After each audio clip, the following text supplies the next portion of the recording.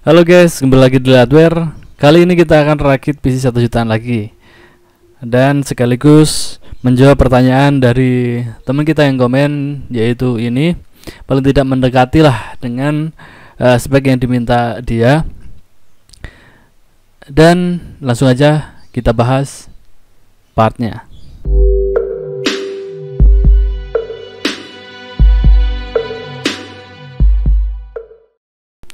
Pertama, motherboard di sini menggunakan Biostar H110. Ini versi yang DDR3 guys ya, H110 MHV3. Karena dapatnya ini versi yang DDR3, mungkin kalian bisa pilih yang DDR4 untuk perform maksimal di Skylake atau Kaby Lake ya. Tapi setelah aku lihat di website officialnya, ini juga support Gen 7 ya guys ya, yaitu Kaby Lake, dan memiliki dua port slot RAM. Di sini udah ada PCI juga, port belakang juga udah ada HDMI, yang harganya sekitar 450.000 kalau kita lihat di Tokopedia sekarang. Lalu di prosesor kita pakai G4400. Ini Skylake ya, Gen 6, 2 core 2 thread, TDP nya sekitar 50 wattan di websitenya. Terus prosesor ini karena kita cari budget terendah di Skylake Gen 6 ya, dan akan kita tandingkan dengan PC 1 jutaan, maka yang paling cocok di budgetnya ya seri G ini, G4400 atau G4560 mungkin. Atau karena kalau kita belikan di i5 atau i3 jadinya nggak worth it guys. Nanti tak jelasin kenapa nggak worth it ya. Dan ini harganya sekitar 250.000 untuk pertanggal sekarang. RAM di sini pakai 8GB DDR3 ya, slotnya dari DDR3, speed 1600. Ini udah cukup ya. Harga sekitar 200 sampai 250.000. Lalu bagian penyimpanan pakai SD 120GB, merek Midas, kalian bisa pakai merek lain, harga sekitar 170 sampai 200. Terus penyimpanan penyimpanan keduanya pakai HDD 500GB buat simpen game-game yang udah ukurannya sangat gak masuk akal sekarang. Cukup, harganya sekitar 165 atau sampai 200 juga, tergantung di tempat kalian. Dan casing PSU pakai standaran, bekas sekitar 100 sampai 150, kalau baru sekitar 250.000. Dan totalnya sekitar segini. Dan nanti sebagai pembanding, PC ini akan kita bandingkan dengan PC kebanggaan kita semua, PC 61 yang harga 1 juta sama 2 jutaan kemarin. Apakah worth it PC ini? Oke, langsung aja kita rakit.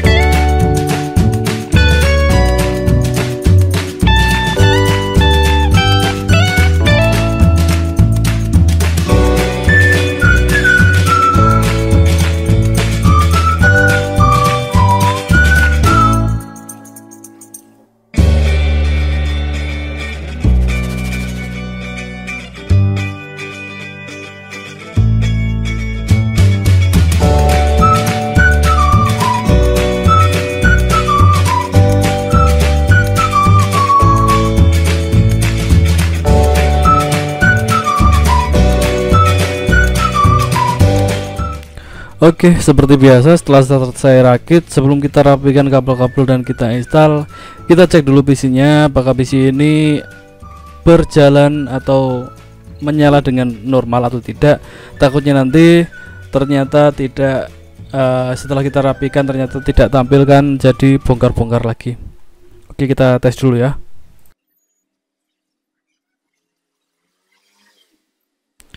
Oke, normal, aman, berjalan dengan aman. Jadi kita langsung rapikan dan kita install PC-nya, lalu kita akan tes PC ini guys.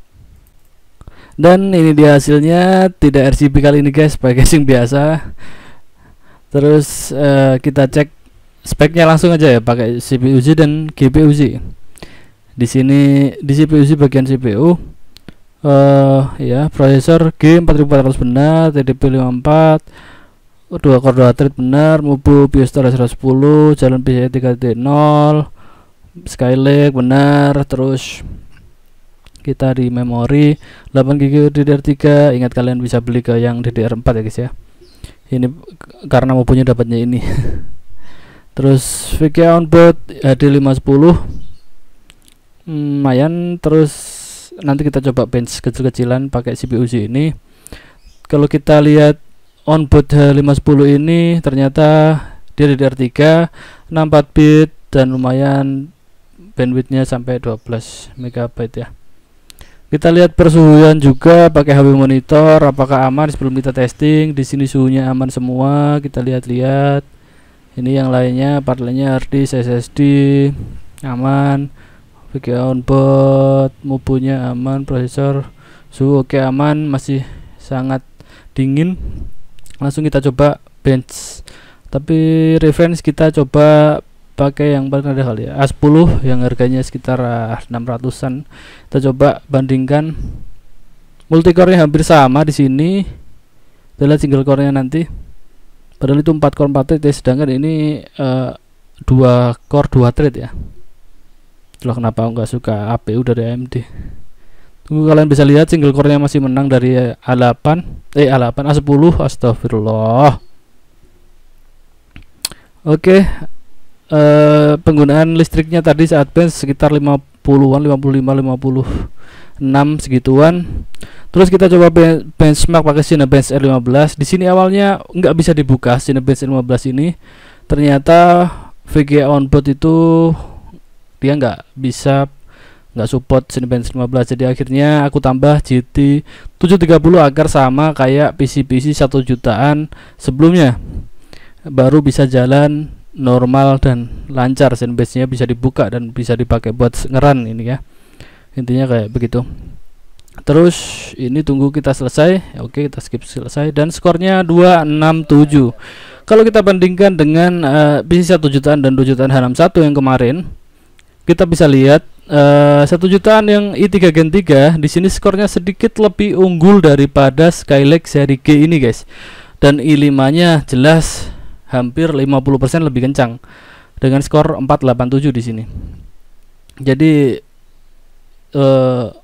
kita lanjutkan aja lah ya. Benchmark selanjutnya pakai Unigine Valley. Unigine Valley di sini, aduh, onboardnya ini sangat slowly, hanya 12 FPS. Ini setting high, lalu ganti VGA tadi naik 6 FPS jadi 18,8 lah ya. Langsung kita coba Game Pass. Di sini punyanya PES 2017. Kalau kalian punya Game Pass ya bisa bagilah sini. Tapi VGA onboardnya di sini nggak bisa setting high dan medium, hanya bisa low. Kita bisa lihat di sini bagian GPU HD510 ini unable. Dan kita lihat tabel di ini, walaupun set low ya bisa lah, karena ini menurutku PES 2017 ini sangat ringan, sudah 60 FPS. Tapi setelah kita ganti tambah VGA nya G730 jadi lebih lancar. Lanjut kita ke GTA 5. Di GTA 5 kalian bisa lihat di sini onboard HD510 1 jutaan G44 ini ya, hanya 20 FPS dan itu jadi nggak playable banget. Terus saat kita tambah G730 pun hanya 32 FPS, sekitar naik paling 35 gitu ya.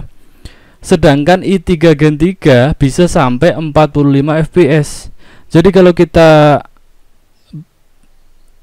buy one kan, ya gimana ya, menang ya, mau gimana lagi. Jadi langsung ke kesimpulan kali ini. Kita ke kesimpulan aja. 1 juta H110 plus GM 400 PC plus 730 ya. Kalau kita bandingkan dengan PC jutaan yang kita rakit sebelum-sebelumnya, buat kalian yang belum nonton, kalian bisa cari di channel ini, itu judulnya di samping itu. Terus kelebihan untuk yang PC Skylake G4400 ini ya, dia kelebihannya pertama irit daya. Terus peluang upgrade-nya, misal kalian mau upgrade itu lebih luas ya, kalian bisa ke i3, i5, i7. Terus lebih terbaru juga ini umurnya, usianya, dan juga pasti teknologinya lebih terbaru juga. Tapi kekurangannya gini, kalau rakit misal H110 ini kalian rakit i5 atau i7, jadi gak worth it. Karena misal i7 nya Gen 6 atau 7 itu harganya bisa buat beli i3 Gen 10 prosesornya. Sedangkan i3 Gen 10 itu bisa melalap i7 Gen 6, tidak ada apa-apanya.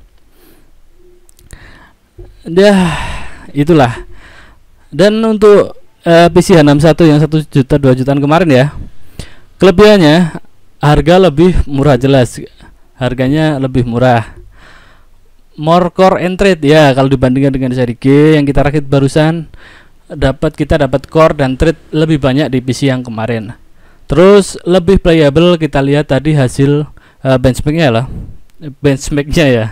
Terus mudah dicari juga, ini udah banyak sekali di pasaran dan sekarang sudah murah-murah.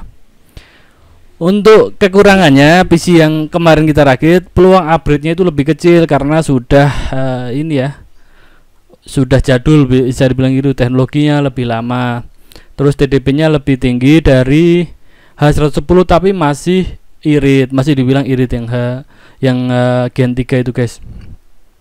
Ya kayak begitu. Jadi itu menurut pribadi dan tes aku sendiri. Jadi nanti tergantung kalian suka yang mana, itu terserah kalian. Dan jika kalian ada yang perlu ditanyakan, kalian bisa komen di bawah. Dan sampai jumpa di video selanjutnya.